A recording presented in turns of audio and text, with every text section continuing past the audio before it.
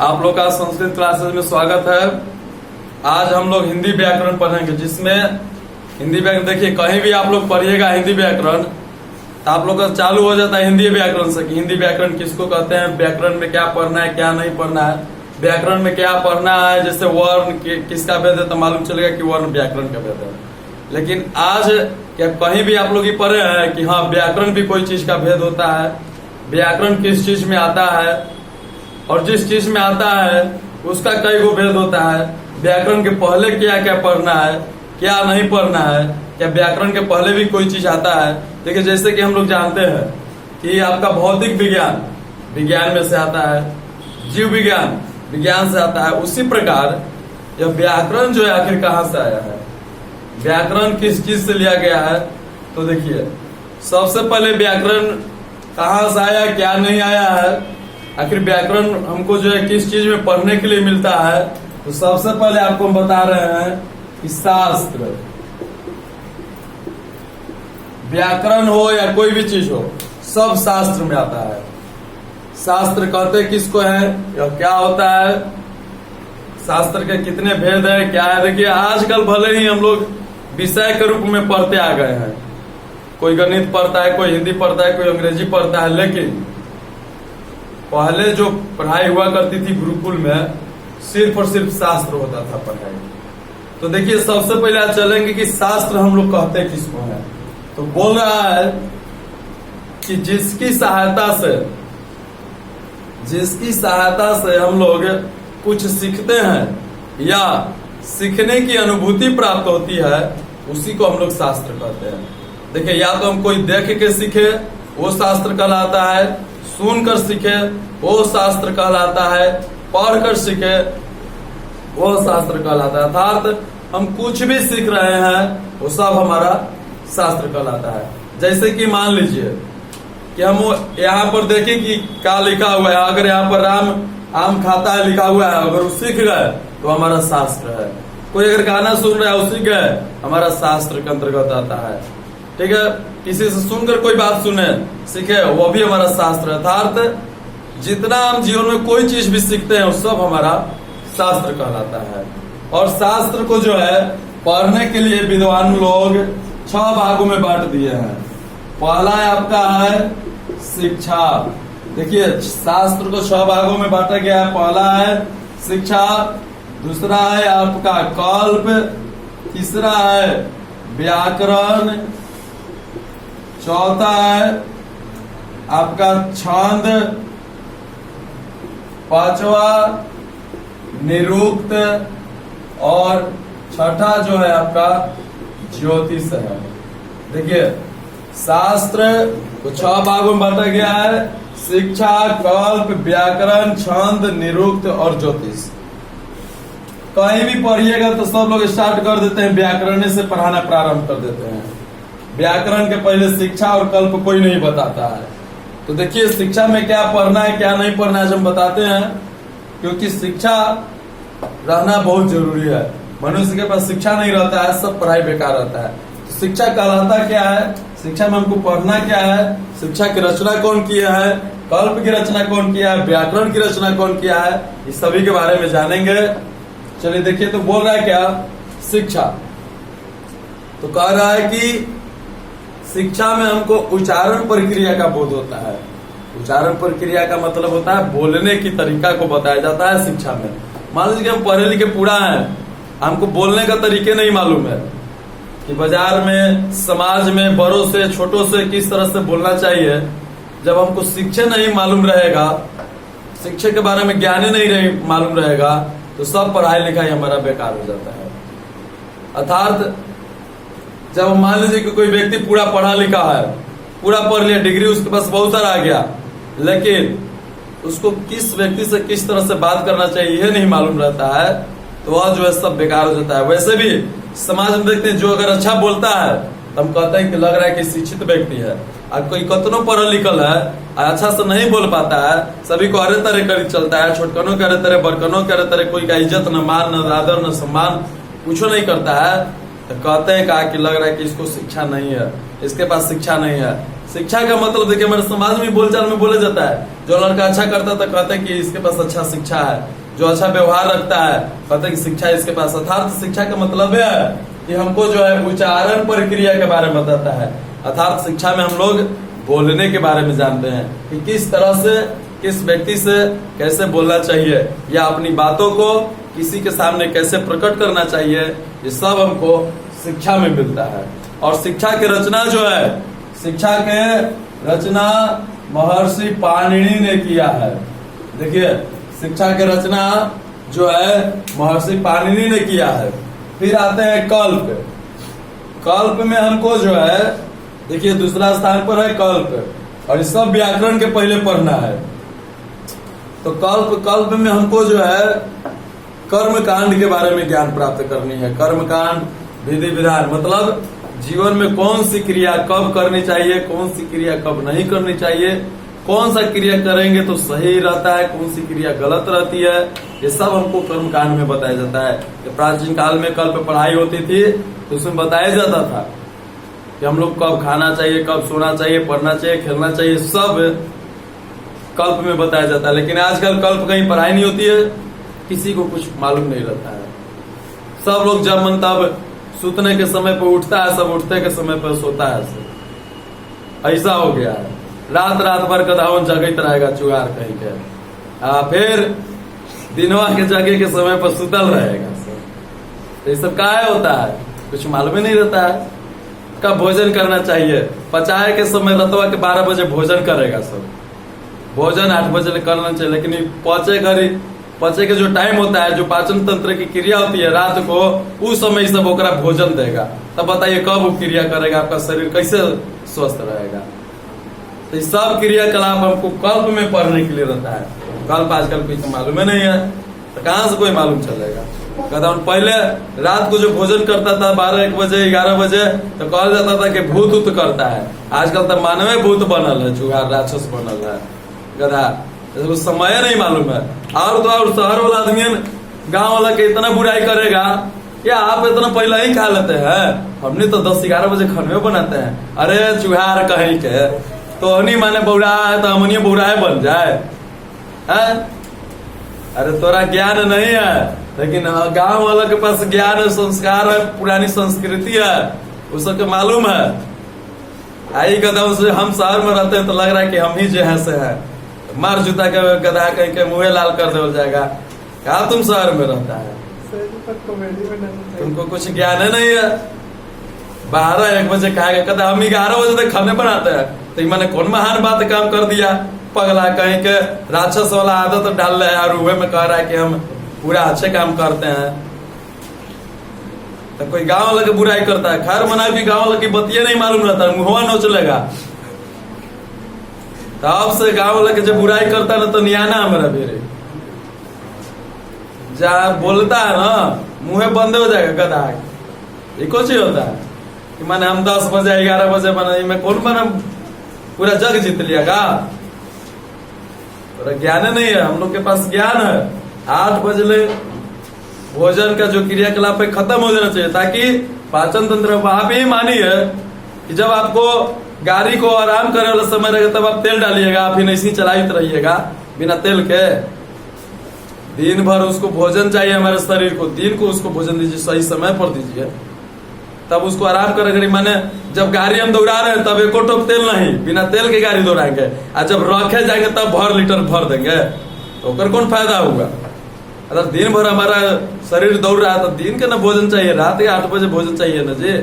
अगर बाद पाचन तंत्र की क्रिया होती है रात के, तो 11 बजे खाइएगा, सुबह 4 बजे दौड़े जाइएगा कि हम पूरा स्वास्थ्य का ध्यान रख रहे हैं, रख रहा है कहीं के, तो कुछ ध्यान रख रहा है।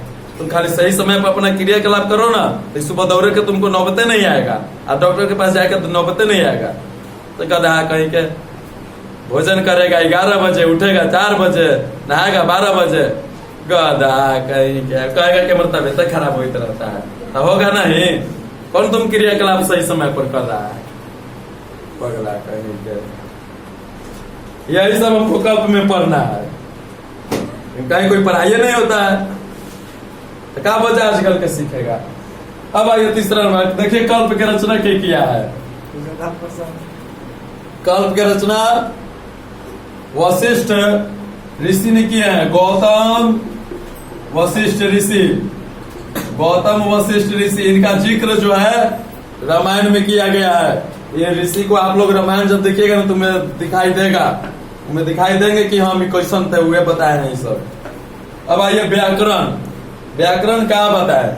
आप लोग कहिएगा कि ये सर हम नहीं चुकी से कौन नहीं जानते थे, यह व्याकरण हम नहीं जानते थे। आई बात सही है? तनिए चुकी से दूसरे तीसरे से व्याकरण रटाव लेता है, व्याकरण नहीं है, व्याकरण नहीं है, व्याकरण नहीं है।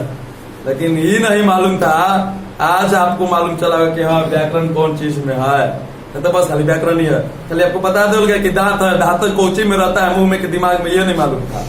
आज मालूम चला कि दांत हमारा मुंह में रहता है। तो कहिए सब खाली व्याकरण व्याकरण जान रहे थे, लेकिन आज मालूम चला कि व्याकरण जो है शास्त्र में पढ़ना है। शास्त्र सासुस मत सुन लीजिएगा,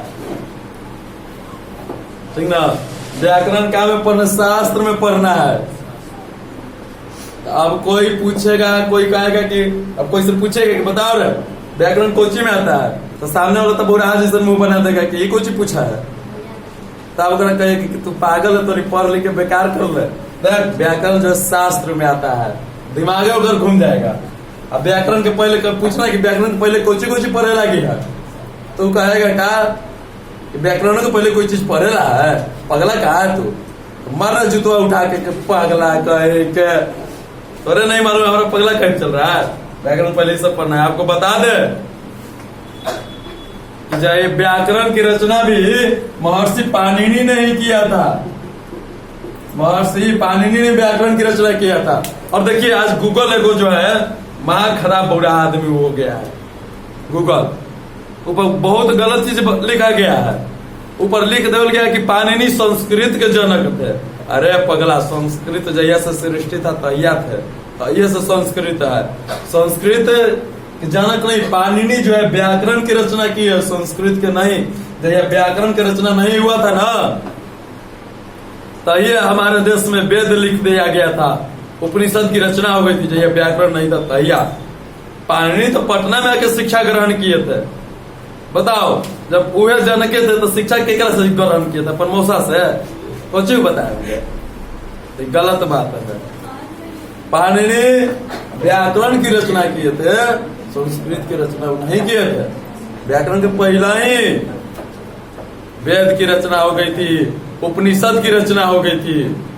अब व्याकरण के पहले जो रचना हुआ था वो अव्याकरणीय कहलाता था। तो देखिए फिर से एक बार यहाँ पर हम लोग देखते हैं, शास्त्र पर आएगा कि शास्त्र में हम लोग शास्त्र की सहायता से कोई चीज सीखते हैं या सीखने की अनुभूति प्राप्त करते हैं, उसी को हम लोग शास्त्र कहते हैं। शास्त्र को 6 भागों में बांटा गया है। शिक्षा, कल्प, व्याकरण, छंद, निरुक्त, ज्योतिष। शिक्षा में आप लोग जान गए कि उच्चारण, बोलने के तरीका सीखेंगे, ये नहीं कि बर्तनों के अरे तरह खरीद रहेंगे। शहर के लोग ये सब बुरा है। शहर के लोग के अंदर कुछ हमारा अच्छाई नहीं दिखाई देता है, लगता है कि सब चुहारे है। ये सब चुहारो ये सब लगी कम कर रहा है, कुछ अच्छा नहीं। बर्तनों के तुम कहता है सब। बताइए क्या ये सब संस्कार है चुहार के? बर्तनों के तुम कहेगा, क्या करेगा क्या नहीं करेगा, बर्तनों के कहेगा सब। ये आएगा उगाया उगाया। अरे एक अच्छा हमारे पढ़े रहे, कम से कम संस्कार तो हमारा रहेगा, बर्तन की इज्जत तो हम कर पाएंगे ना। ऐसे नहीं पढ़ा लिखा से अच्छा है कि हमारा अनपढ़ लोग है। पढ़ लिख के कौन काम? माता पिता के मार लाते के भगा दे रहे हैं। सब शहर के लोग चुहार सब करता है, और शिक्षा के मालूम ही नहीं रहता है कि शिक्षा को कहलाता है। बस 2-4 गो आई भाई अंग्रेजी में मार देगा, बस हो गया कि हम ज्यादा पढ़ले लिखल है। गधा कहीं के पढ़ल लिखल है। वैसे नहीं व्यक्ति का समाज में आदर पाता है, शिक्षा रहना चाहिए। डिग्री वाला के चलिए देखो हम ही पढ़ रहे मारे चल भाई डिग्री अपने मुझसे भी रखे, हमें भी मत लेगा, ऐसे करेगा सब। और देखिए कल्प में हम लोग कर्म कांड के बारे में जानते हैं। कब कौन सा विधि करना चाहिए, कौन कौन सा क्रियाकलाप करना चाहिए। आजकल पंडित जी पूरा पागल कहीं के आगे सब पूजा करावे, बस 5 मिनट में आया पूजा, 10 मिनट में खत्म कर दिया। कौन पूजा करा रहा है तुम? मैंने मेट्रो से कहा ज्यादा तेज हो गया है। पहले के पंडित लोग 1 घंटा 2 घंटा पूजा कराते थे, मैंने उन्हीं से ज्यादा तेज हो गया। आजकल के पंडित लोग कुछ मालूम ही नहीं रहता है, गदा उनका के मुर्गा मीट खाइत रहता है, पंडित जी कहलाइत रहता है चूहा। जो बेचारे पंडित जी अच्छे होंगे उनका ही सब नाम बुरा के रख देता है सब। बताइए, उसको मालूम होगा कि कल्प क्या कहलाता है, उसका दूसरा के क्रिया कर्म कांड के बारे में बताएगा, अपने कर्म कांड के बारे में नहीं मालूम रहता है के, दूसरा का पता ही चलेगा। और तीसरा में आते हैं व्याकरण। व्याकरण कह रहा है कहा कि इसी की सहायता से हम लोग शुद्ध शुद्ध बोलने के लिए, शुद्ध शुद्ध पढ़ने के लिए, शुद्ध शुद्ध लिखने के लिए जानते हैं। व्याकरण की सहायता से, व्याकरण के ज्ञान नहीं रहेगा ना, आप शुद्ध शुद्ध नहीं लिख सकते। देखते हैं इधर उधर जो कम पढ़ा लिखा होगा तो लड़कियों के कहेगा कि वो करेगा, वो नहीं पढ़ेगा, वो क्या करेगा। बेचारा का व्याकरण के शुद्ध शुद्ध ज्ञान नहीं रहता है। रोशन लिखेला ऐसे, ऐसे रोशन लिखेला, ऐसे लिख देगा सब। काहे कि व्याकरण के ज्ञान नहीं है, जैसे मन तैसे लिख देंगे, ठीक ना। तो व्याकरण के ज्ञान रहेगा तो ऐसे लिखिएगा, अब व्याकरण के ज्ञान नहीं रहेगा तो ऐसे लिखिएगा, गलत है। तो शुद्ध शुद्ध बोलने के लिए, पढ़ने के लिए, लिखने के लिए व्याकरण का ज्ञान आवश्यक है। तो चलिए शास्त्र के बारे में लिखते हैं, हेडिंग डालिएगा शास्त्र, और हेडिंग डालिए शास्त्र, लिखिए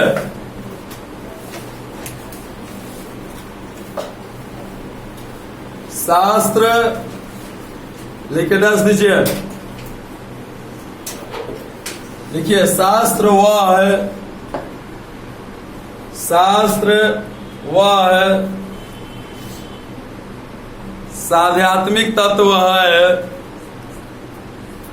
शास्त्र वह है साध्यात्मिक तत्व है जिसकी सहायता से हम लोग शुद्ध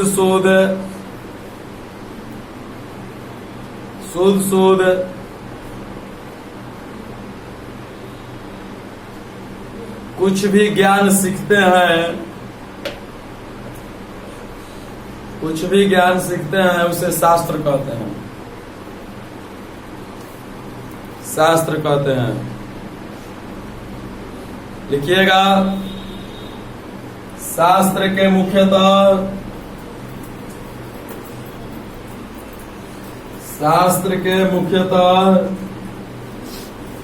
6 भेद होते हैं।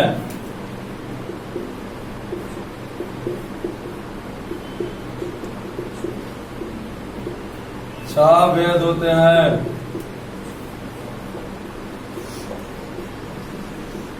6 का नाम लिखिए।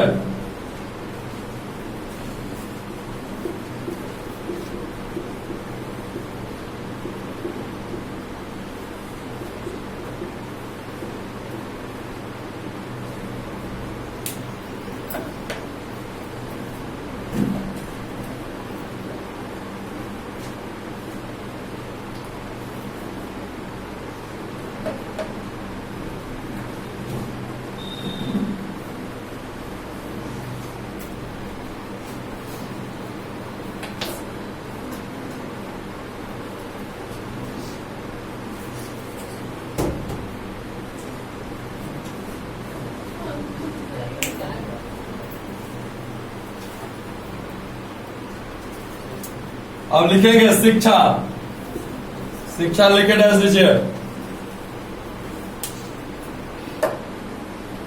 शिक्षा लिखे डैश दीजिए और लिखिए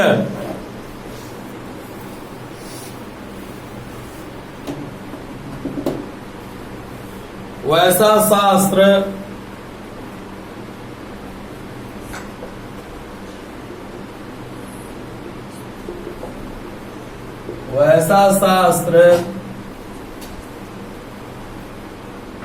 वैसा शास्त्र जिसकी सहायता से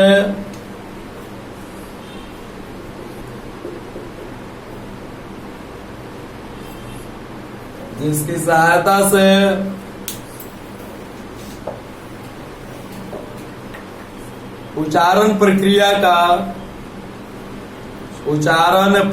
का ज्ञान प्राप्त होता है। उच्चारण प्रक्रिया का ज्ञान प्राप्त होता है। ज्ञान प्राप्त होता है उसे शास्त्र कहते हैं। उसे शास्त्र कहते हैं। हाँ, शिक्षा कहते हैं जी।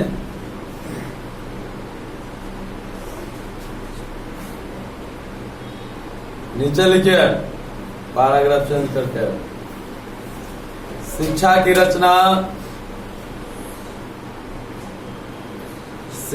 रचना महर्षि पाणिनि ने किया है। शिक्षा की रचना महर्षि पाणिनि ने किया है। पाणिनि ने किया है।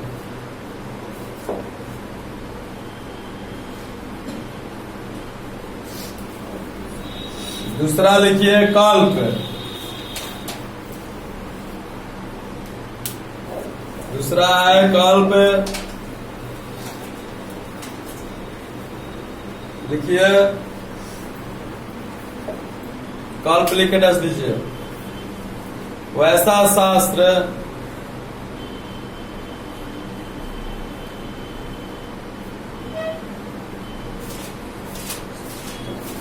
जिसकी सहायता से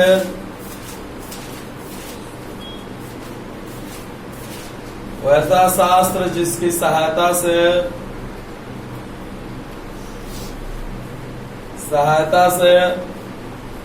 कर्मकांड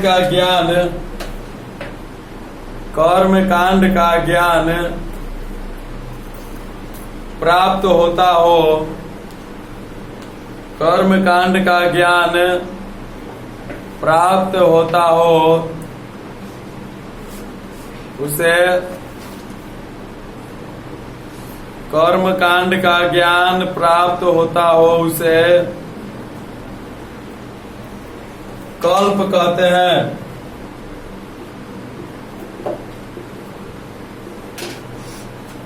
उसे कल्प कहते हैं। पैराग्राफ चेंज करके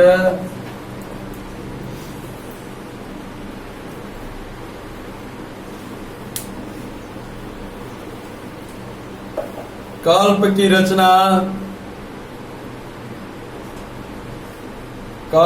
रचना महर्षि गौतम ऋषि ने किया है। महर्षि गौतम ऋषि ने किया है।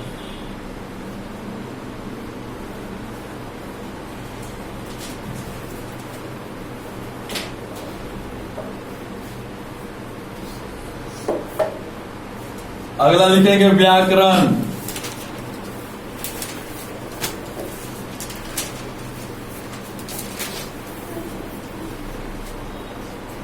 लिखिए वैसा शास्त्र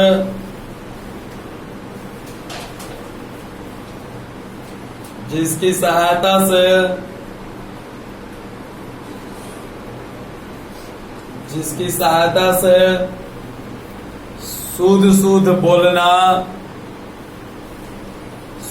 शुद्ध बोलना लिखना पढ़ना आता हो उसे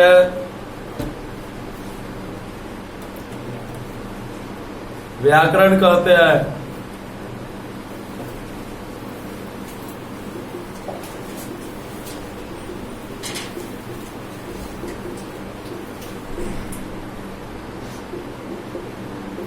उसे व्याकरण कहते हैं। पैराग्राफ चेंज करके लिखिएगा। व्याकरण की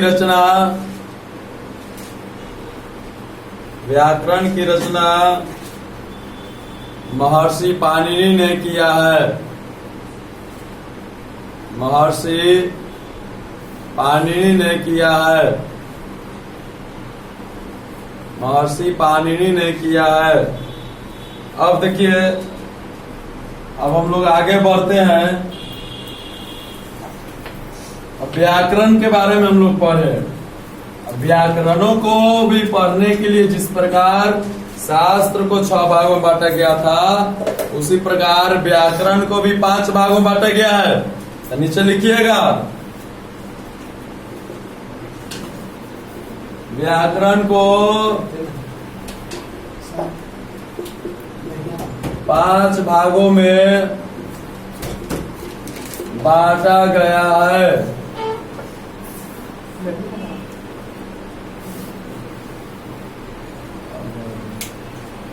व्याकरण को 5 भागों में बांटा गया है।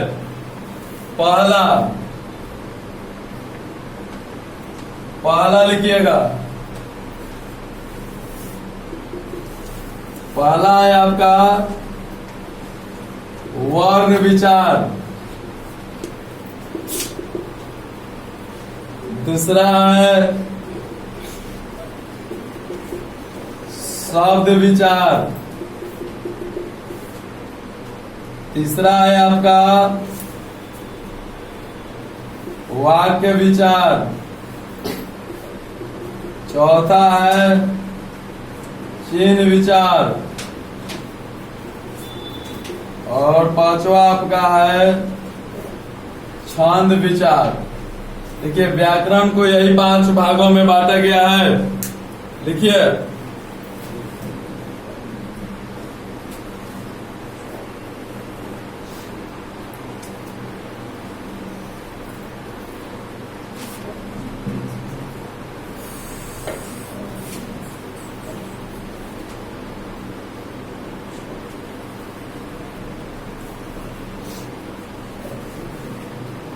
अब देखिए इसको क्या कहते हैं, क्या नहीं कहते हैं, इसको समझेंगे। सबसे पहले देखिए, वर्ण विचार कह रहा है। क्या कह रहा है? वर्ण विचार की व्याकरण की सबसे छोटी इकाई है। इसको खंड या टुकड़ा नहीं किया जा सकता है। भले ही वर्ण मतलब ही छोटा चीज है, लेकिन अगर वर्ण नहीं, व्याकरण नहीं। वर्ण पर व्याकरण टिका हुआ है। वर्ण नहीं रहेगा, व्याकरण नहीं रहेगा। ठीक उसी प्रकार जिस प्रकार हमारे शरीर की सबसे छोटी इकाई, देखिए थोड़ा सा जीव विज्ञान में भी हम चल देते हैं। शरीर की सबसे छोटी इकाई क्या है? कोशिका है। अगर कोशिका नहीं रहेगा, शरीर नहीं रहेगा। उसी प्रकार वर्ण कोशिका के काम करता है। वर्ण नहीं रहेगा, व्याकरण नहीं रहेगा। ठीक उसी प्रकार कोशिका भी है। वर्ण को भी खंड टुकड़ा नहीं कर सकते हैं, कोशिका को भी नहीं कर सकते हैं। और देखिए, शब्द विचार कह रहा है कि जब बहुत सारा वर्ण मिलता है, तब जाकर शब्द का निर्माण करता है। ठीक उसी प्रकार जिस प्रकार बहुत सारा कोशिका मिलके ऊतक का निर्माण करता है, उसी प्रकार बहुत सारा वर्ण मिलके शब्द का निर्माण करता है। जब बहुत सारा शब्द मिलेगा, तब आपका वाक्य का निर्माण करेगा। ठीक उसी प्रकार जिस प्रकार बहुत सारा ऊतक मिल करके एक अंग का निर्माण करता है। और जब बहुत सारा वाक्य मिल जाएगा, तब आपका छंद में आता है गद्य, कविता, निबंध, अनुच्छेद, सारांश। ये सब छंद में बहुत सारा वाक्य मिलता है, तब जाकर छंद का, कहानी का, कविता का निर्माण करता है। ठीक उसी प्रकार जब बहुत सारा अंग मिलता है, तो एक शरीर का निर्माण करता है। देखिए, आपको हिंदी व्याकरण बताने वाली जीव विज्ञान का आपको दे दिए। अब ई याद रहेगा तो ई याद रहेगा, अन्यथा ई याद रहेगा तो याद बताइए, आपको हिंदी व्याकरण जीव विज्ञान पढ़ा लिए, अब क्या चाहिए नारायण? एक तीर से दो निशाना, ठीक है। अब दोनों में से कोई एक याद रहेगा। आज तो हमें लड्डू लगी पेड़ों मिल गया है कि नहीं, दोनों गर्दा मिल गया। आज तो खाली जल पीने के लिए, ऐसे ठंडा पे ठंडा मिल रहा है, आज जल तो मिल ही रहा है, तो दोनों मिल रहा है, तो दोनों ग्रहण कीजिए। देखिए अब नारायण कह रहे का कि अगर मान लीजिए कि आप ये हिंदी व्याकरण वाला भूल गए तो ये याद रहेगा, ये याद हो जाएगा। हाई भूल गए तो हाई वह हिंदी वाला याद रहा था, विज्ञान में अपना याद रहेगा। तो देखिए फिर से एक बार, व्याकरण की सबसे छोटी इकाई को वर्ण विचार कहते हैं, जिसका खंड या टुकड़ा नहीं किया जा सकता।